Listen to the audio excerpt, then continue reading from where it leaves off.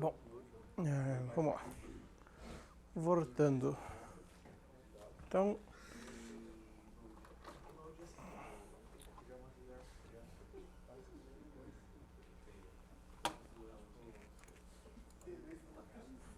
vamos lá, pessoal. Retornando aqui. Já até passou um pouquinho. Então, o que a gente tem aqui agora? Então, a vez passada, na revisão passada, no vídeo passado, a gente foi com a revisão até essa última parte aqui de rede, falando do modelo OSI versus modelo TCP, certo? Certo. Na semana passada, não, na última revisão antes da prova. Então, a última prova, conteúdo da primeira prova, terminou aqui, certo? Tá funcionando isso aqui?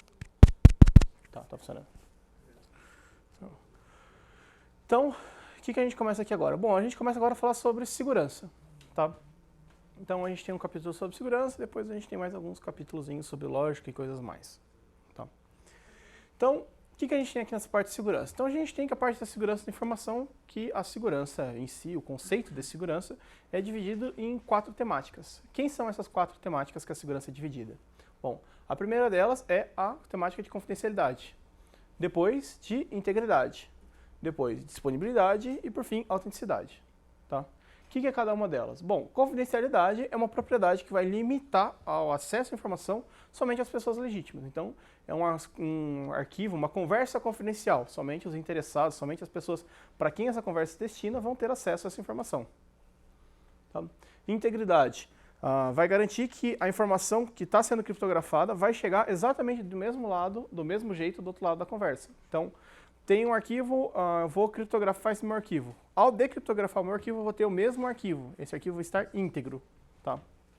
Então, mesmo que aconteça alguma coisa na conexão, esse arquivo pode ser recuperado, ou também uma outra propriedade é, se esse arquivo for alterado, eu vou conseguir detectar que houve alteração nesse meu arquivo. Tá? Então, isso faz parte da integridade. Depois, disponibilidade. O que a gente tem de disponibilidade? Disponibilidade é uma informação que foi disponível a um usuário legítimo em algum momento, vai sempre estar disponível a esse usuário legítimo. Tá? Então, por exemplo, vamos dizer que eu acessei eu consegui abrir um arquivo a certo momento porque eu tinha o arquivo zipado e a chave de criptografia dele. Se eu continuar mantendo essas duas partes, eu sempre vou conseguir abrir esse arquivo. Tá?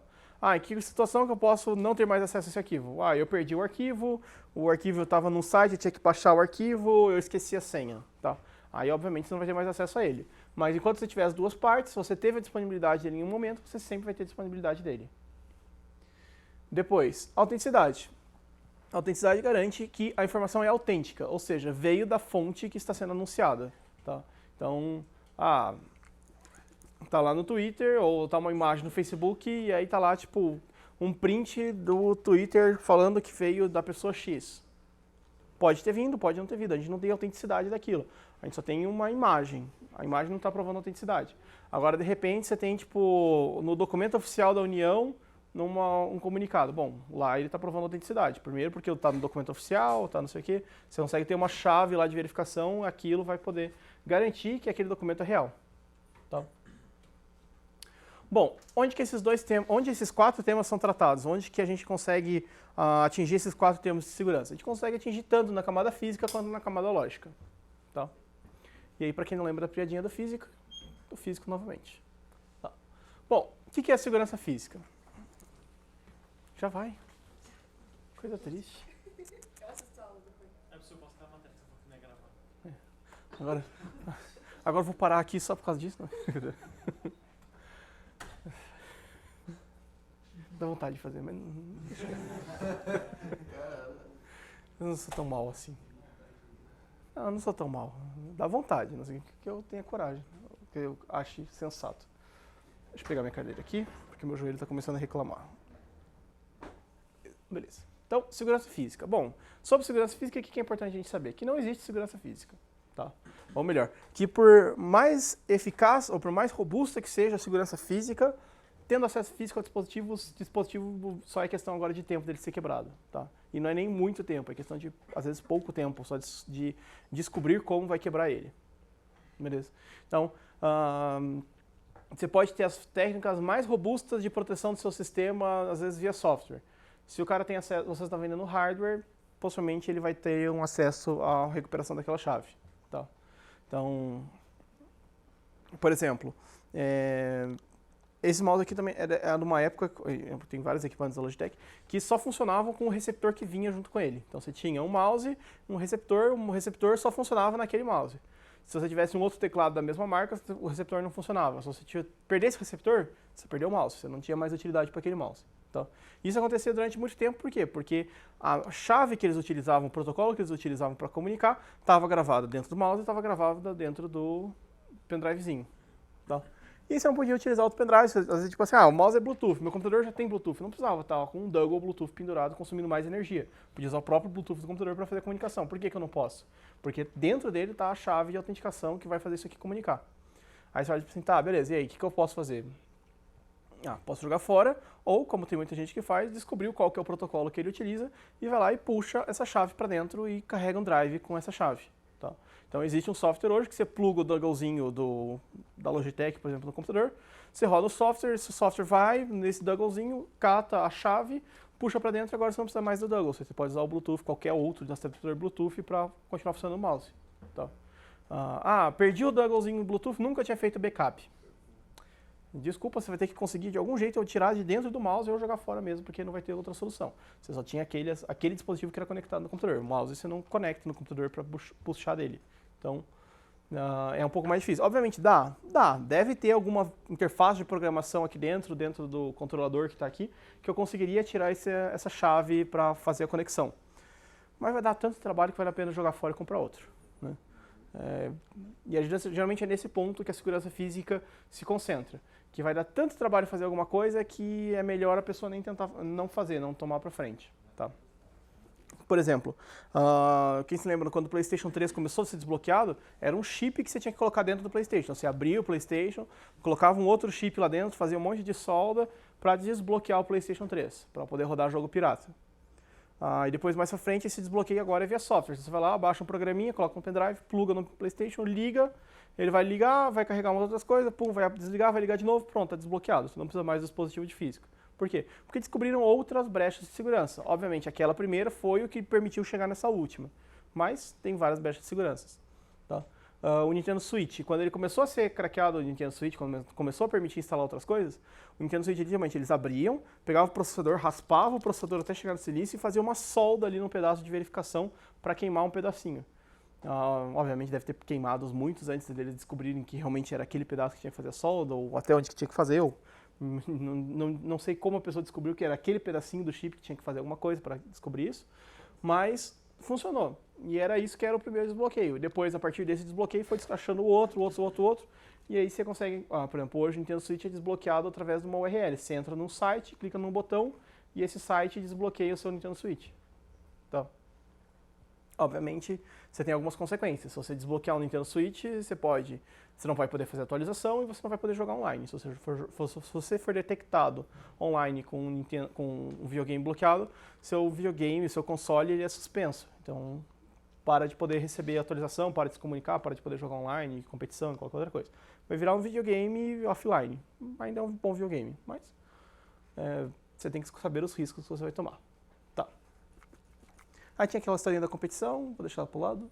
E depois, segurança lógica. O que a gente tem? Em segurança lógica, a gente tem alguns critérios que sempre nos ajudam a permitir que a segurança funcione. O primeiro deles é sempre ter o menor privilégio possível. Então, se a pessoa não precisa ir até o 15º andar, beleza, limita o elevador que ela tem acesso somente até o 5º andar. Tá? Então, se ela não precisa consultar e editar o banco de dados, limita, ou melhor, se ela não precisa inserir nem editar o banco de dados, limita ela somente a consultar. Não precisa dar acesso total a ela ao banco de dados, porque isso vai dar caca. Tá? Se ela pode, sei lá, se ela tem acesso à máquina dela, ela só precisa ter acesso à máquina dela, por que ela precisa ter, o crachá dela precisa, tipo, abrir a sala do servidor? Não precisa. Opa, eu acho que eu puxei alguma coisa errada. Tá. Então você não precisa, tipo, você pode fazer essa permissividade no mundo físico e no mundo virtual também. Tá? Então, se ele não tem por que acessar um certo recurso ou serviço, não tem por que você dar concessão para ele.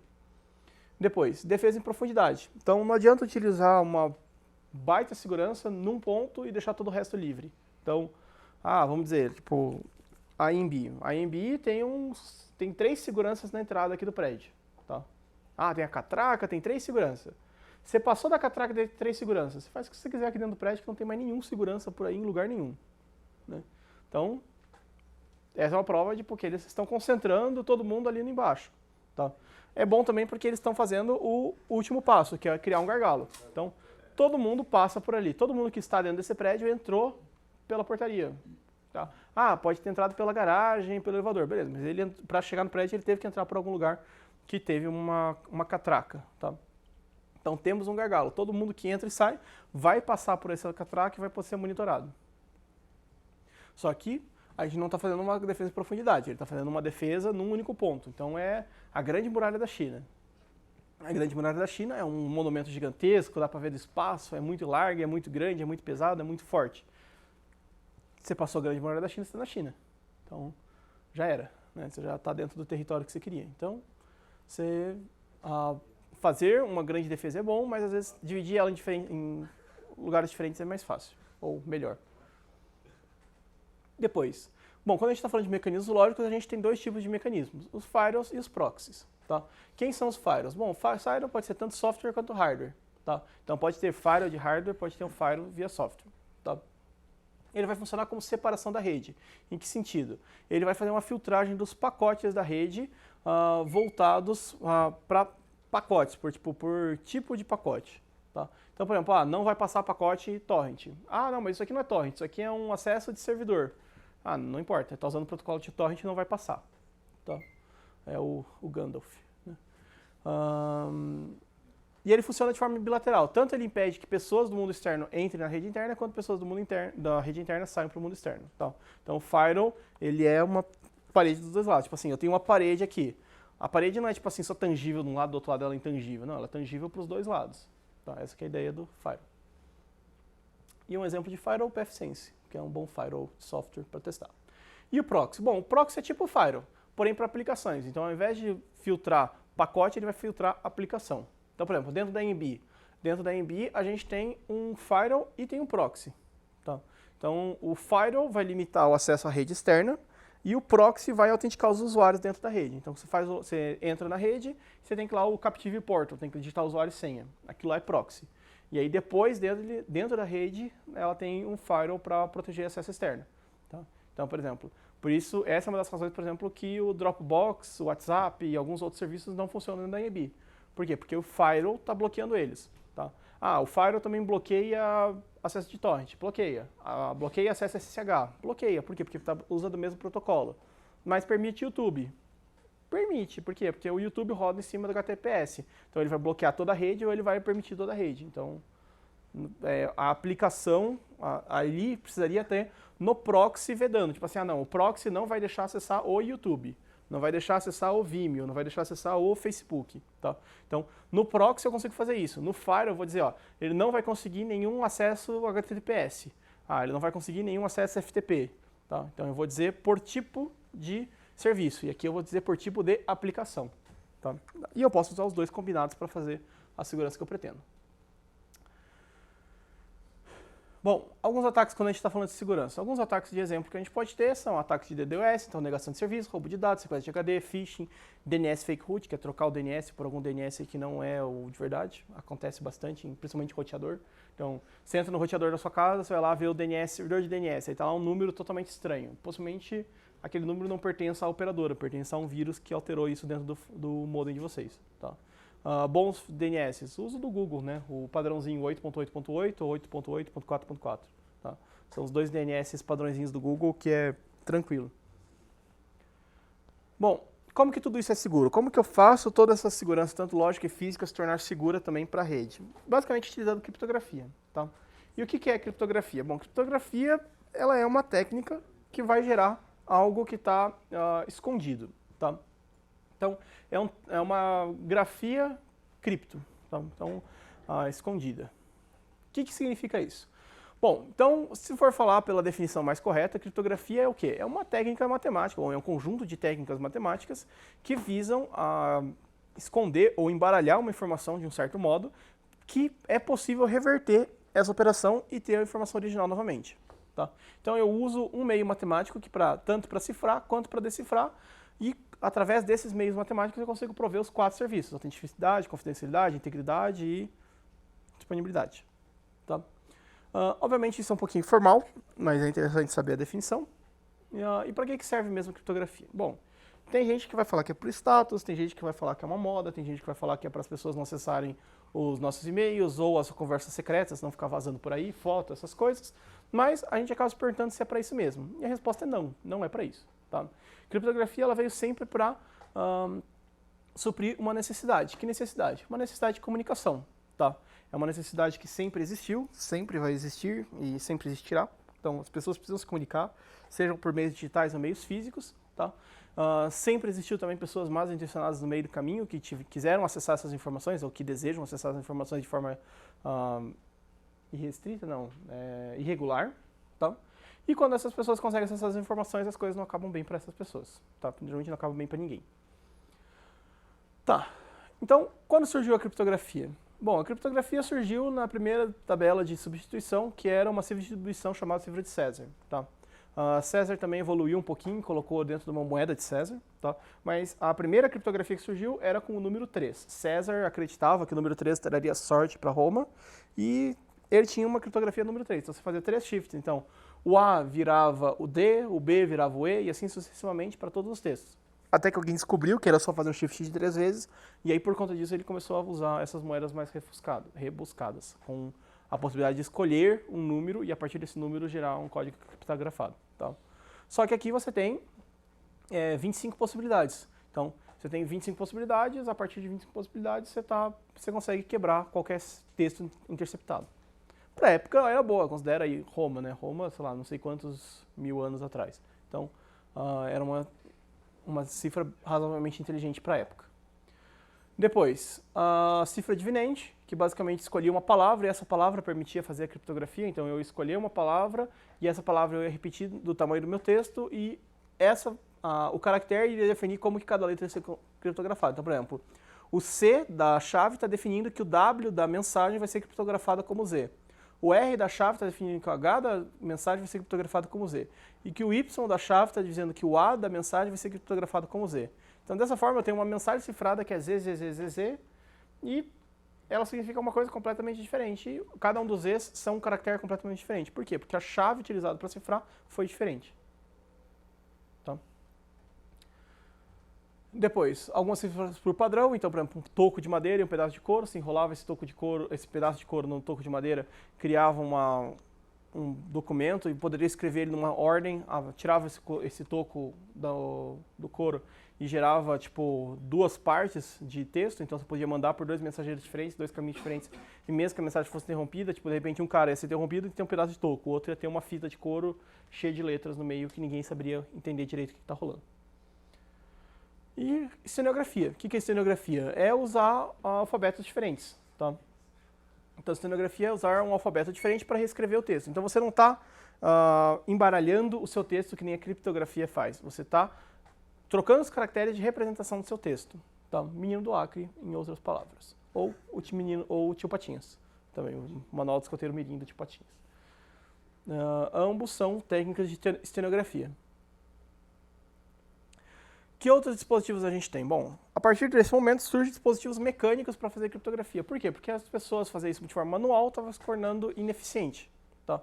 E eles precisavam fazer, ou melhor, quebrar numa criptografia manual, estava começando a se tornar muito eficiente. Então, juntar 30 pessoas numa sala, dizer, tá aqui o texto, cada um tenta uma chave e vê se quebra. Quem conseguir achar um texto correto, esse texto é o texto que a gente precisa. Então, beleza. É fácil de fazer a verificação. E aí eles começaram a surgir dispositivos que eram feitos dispositivos criptográficos, então máquinas de criptografia, e essas máquinas eram com o intuito de que mesmo que eu tivesse uma sala com tipo 1000 pessoas, essas 1000 pessoas não dariam conta de decriptografar minha mensagem. Tá? Então a primeira máquina que surgiu, a máquina de Haber, e depois a Enigma, que é a máquina nazista. Tá? Com a máquina nazista, a gente tinha os 5 a 8 discos de rotação, você ia digitando, ele ia criptografando e ia movimentando esses discos. Tá? Foi por conta dessa máquina, desse dispositivo mecânico, que surge a computação, tá? Para quebrar essa criptografia. Obviamente com uma cara mais desse jeito aqui, mas era um princípio de computação. Tá? Por conta do princípio de computação, também começaram a surgir outros inimigos, ou na verdade, outros meios de fazer espionagem, outros meios de fazer quebra. Tá? Um deles, por exemplo, é o Wireshark, que é um programa que você consegue monitorar tráfego de rede. Tá? E aí, por dentro do Wireshark, você consegue ver todos os pacotes que estão passando e às vezes você consegue achar coisas como essa daqui. Então, username, password, e tá lá todas as informações que você precisa para daquela conexão. Então, novas ideias precisam surgir e essas novas ideias são sempre baseadas em alguns conceitos que já foram testados e validados, que é o algoritmo de criptografia tem que ser público e toda a segurança tem que vir das propriedades matemáticas e não do fato de ninguém conhecer ele. Tá? Então, são as propriedades matemáticas que eu utilizo no meu algoritmo que tem que trazer a força dele, não o fato de ninguém saber como que eu faço a criptografia, que é a segurança. Tá?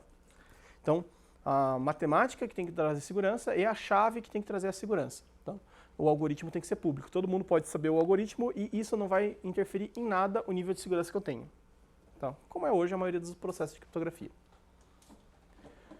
Bom, criptografia propriamente dito. Então, criptografia ela é dividida em duas partes. Então, sim, além de ficar difícil, ela ainda vai ter dois tipos. Mas é divertido, então vamos ver o que ela faz. Tá? No primeiro tipo, a gente tem a criptografia simétrica. O que é a criptografia simétrica? A criptografia simétrica é um tipo de criptografia onde eu uso a mesma chave para abrir e fechar o meu dispositivo. Tá? Então, a chave que eu vou utilizar para fechar é a chave que eu vou utilizar para abrir. Então, por exemplo, se eu chegar ali na porta e trancar a porta, a mesma chave que eu utilizei para trancar a porta vai ser a chave que eu vou utilizar para destrancar a porta. Tá? Eu só vou usar o processo inverso. Então, se um lado eu girei no sentido horário, no outro lado eu vou girar no sentido anti-horário. Tá? Então, fechei e abri a minha porta. Tá? Se a gente fosse colocar isso de forma visual, seria uma caixinha como essa daqui, onde a gente, ao invés de ter diversas possibilidades, a gente tem um buraco para a chave. Então você tem essa caixinha que ela é leve, ela é fácil, ela é bonitinha, forte. Você coloca a informação lá dentro, fecha, pega a chave, gira, tranca a chave, tira a chave, pronto, a caixa está segura. Tá? Então essa é a criptografia simétrica, porque você vai pegar essa chave, colocar de novo na caixa, girar para o lado oposto e essa caixa vai abrir e você vai ter acesso à informação que está dentro dela. Então isso é criptografia simétrica. E criptografia assimétrica? Bom, criptografia assimétrica, desculpa, ainda tem os exemplos aqui onde que usa criptografia simétrica, para que ela serve. Então, proteção de disco, transmissão eficiente de dados, tá? E as transmissões de dados desde que a gente tenha uma chave secreta compartilhada. Como que a gente tem essa chave secreta compartilhada? Bom, é uma pergunta que muita gente se fazia e a solução disso era, as duas pessoas se encontram num lugar público, compartilham a chave, fazem uma cópia de chave um para o outro, voltam para as suas casas, voltam para os seus respectivos lugares, e agora cada um tem uma cópia de chave e utiliza essa chave para mandar, abrir e fechar as mensagens. Tá? Então, era assim que era feito antigamente, como que a gente fazia. Então, o exército ainda usa muito disso. Ele vai em algum lugar público, algum lugar normal, encontra uma pessoa de cada departamento e essas pessoas do departamento têm um DVD, ou tem 2 DVDs. E aí chega e dá uma cópia desse DVD para outra pessoa. E esse DVD com valores randômicos escritos lá dentro. Então, tipo, tem 4 GB de valor randômico. E aí o que eles vão fazendo? Eles vão lendo bytes a bytes. Então, precisa mandar uma mensagem no dia de hoje. Então, eu vou pegar os 128 bytes. Amanhã, os próximos 128 bytes. No outro dia, mais 128 bytes. E assim eu vou indo chave a chave, mensagem por mensagem que eu quero transmitir, e tenho 4 GB de mensagem, de chaves para utilizar. Tá? Então, 4 GB de mensagem, cada chave tem 16 bytes de informação, considerando na média aí 128, vou pegar uma chave de 32 para ficar mais fácil.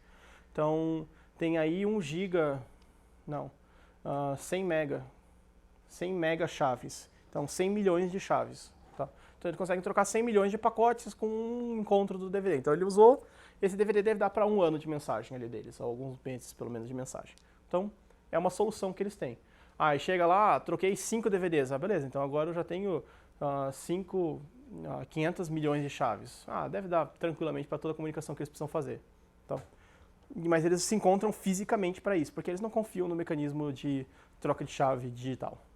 Mesmo eles devendo confiar, mas tudo bem. São psicóticos, gostam de fazer isso. Mas e para as pessoas normais, como que isso funciona? Bom, para as pessoas normais a gente usa criptografia simétrica. Tá? O que é a criptografia simétrica? É um método criptográfico que a gente utiliza para ter uma troca de chaves de forma digital. Então, eu vou olhar para a rede, vou pegar os parâmetros públicos, que no caso vão ser um primo e um gerador, vou usar esse primo e gerador, vou escolher uma chave secreta para mim. A partir da minha chave secreta, desse primo e desse gerador, eu vou gerar um valor público para mim. vou informar esse valor público para a rede, e esse valor público, quem quiser conversar comigo, vai utilizar esse valor público para fazer chave comigo. Tá? Basicamente, colocando para o mundo físico, seria como se eu chegasse ali na lojinha da esquina, todo mundo fosse ali na lojinha da esquina, cada um comprasse um cadeado com uma chave, todo mundo chegasse aqui, escrevesse seu nome no cadeado, abrisse o cadeado e colocasse em cima da mesa com seu nome escrito. Então, e a chave está guardada no bolso. Então você tem um par chave cadeado. A chave está guardada, o cadeado está ali na mesa. Eu quero conversar com alguém especificamente, eu vou pegar, eu quero conversar com o Carlos, vou chegar aqui na mesa, está aqui o cadeado do Carlos. Pegar minha caixinha, colocar a informação que eu quero mandar para o Carlos, fechar a caixinha, fechar o cadeado e manda a caixinha para o Carlos. Só o Carlos, detentor da chave, vai conseguir abrir. Pode passar na mão de todo mundo essa caixinha, todo mundo colocar a chave e tentar abrir, e ninguém vai conseguir abrir. Só o detentor da chave original que vai conseguir abrir o cadeado. Tá? Então, isso é criptografia assimétrica. Então, onde você tem um par de mecanismo, onde, para ficar fácil, a gente representa um como chave e outro cadeado. Mas, na teoria, a gente chama os dois de chaves. Tá? Por que a gente usa os dois, na teoria, como nome de chave? Porque, basicamente, são chaves. Não, porque eles podem agir como chave dos dois lados, mas, na prática, a gente chama de chave cadeado para ficar mais fácil de compreensão. Tá? Onde que a gente usa isso daqui? Em Elgamal, Diffie-Hellman, RSA, curvas elípticas e pós-quântica. Todos eles são baseados nesse tipo de procedimento para gerar chaves, fazer um acordo de chaves. Tá? Toda vez que você entra num site HTTPS, você está fazendo um acordo de chaves com um servidor remoto. Então, geralmente o que você faz? Você entrou num site que é HTTPS, o seu navegador vai escolher um número randômico, esse número randômico vai virar sua chave privada, vai pegar os parâmetros públicos do site, vai gerar a chave pública sua, vai mandar essa chave pública para o site, e aí a partir desse momento vocês vão conversar de forma criptografada. Então agora você e o site fizeram uma troca de chaves e a partir daquele momento vocês vão conversar de forma criptografada. Uma dúvida. O áudio, imagens, fotos do WhatsApp não são criptografados? Não são criptografados. Não são criptografados no armazenamento, na transmissão sim. Tá? Eles são transmitidos criptografados, são armazenados nos devices de forma descriptografada. Então, por exemplo, se eu mandar uma foto agora para alguém que está offline do celular, essa foto vai ser criptografada, enviada para o servidor, no servidor vai estar criptografada e vai estar somente descriptografada no dispositivo. Então, agora, por exemplo, no backup do Google, por exemplo, a maioria do WhatsApp faz backup no Google.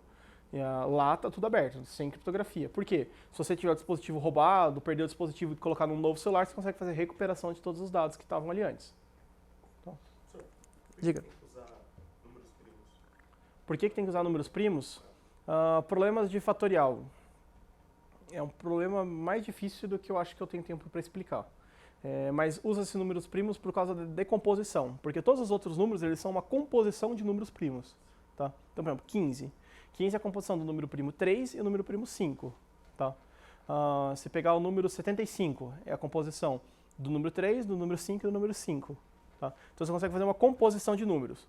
E aí você vai decompor o número em números primos. E aí, por conta dessa decomposição, se você tiver um único número, você tem que atacar aquele número. Então, por exemplo, você tem o número 76. Não, vamos lá. 77?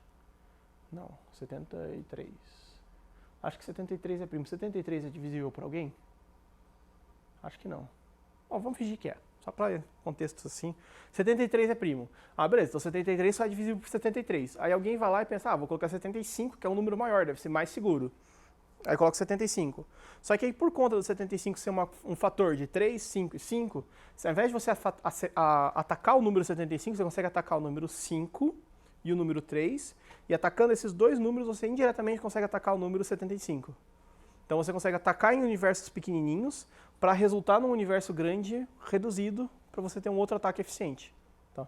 Então por isso que a gente usa números primos, para que a gente não tenha essa possibilidade do cara, para um atacante, conseguir reduzir o universo dele. Não, o universo é esse, mas qual que é a composição? Não, é 1 vezes esse número. E aí é esse número mesmo que você tem que trabalhar. Então aí por conta disso você acaba tendo números muito grandes. Tá? Um número primo normal que a gente utiliza dentro de criptografia está na ordem de 2 elevado a 200 e alguma coisa. Tá? Então são números razoavelmente grandes.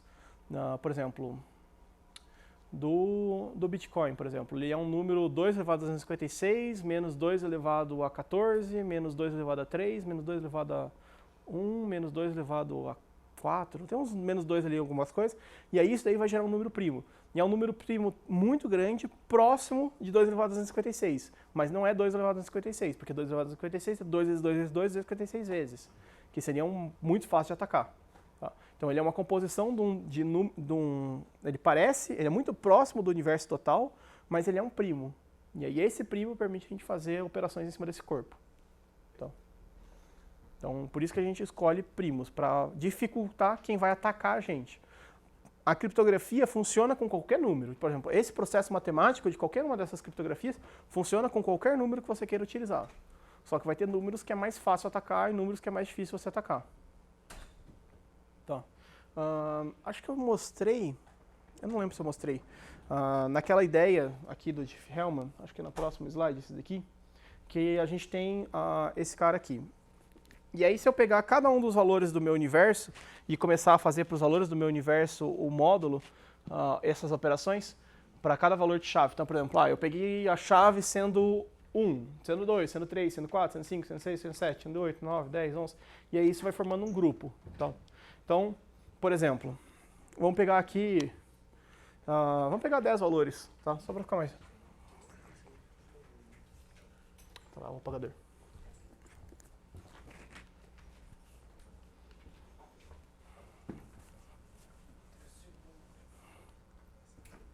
Então vamos lá. Por exemplo, vamos pegar 10 valores. Então eu vou pegar o valor 1, 2, 3, 4, 5, 6, 7, 8, 9, 10, 11. Tá. E aí o que eu vou fazer? Bom, esses daqui vão ser os valores dos meus azinhos. Tá? E eu quero fazer uma tabela com os azões. Tá? E aí eu vou ter dois azões. Eu vou ter um azão gerado a partir de um primo e um azão gerado de um x qualquer, tá?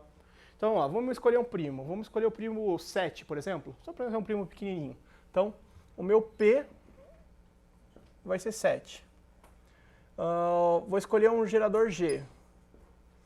Então, um gerador para esse primo aqui. Vamos pegar um outro número primo. Vou pegar um gerador 3, pode ser?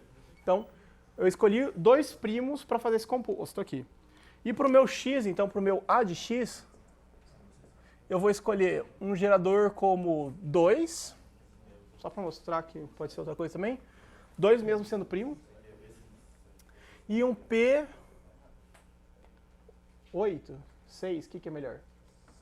6. Então, um P6. E aí o que a gente vai fazer? A gente vai fazer aquela continha ali.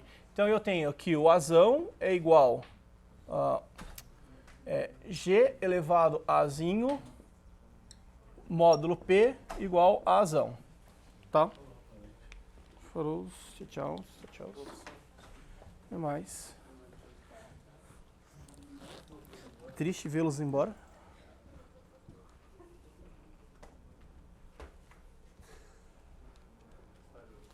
Aqui assim. Não, agora eu vou parar a gravação. Só de sacanagem que vocês foram embora.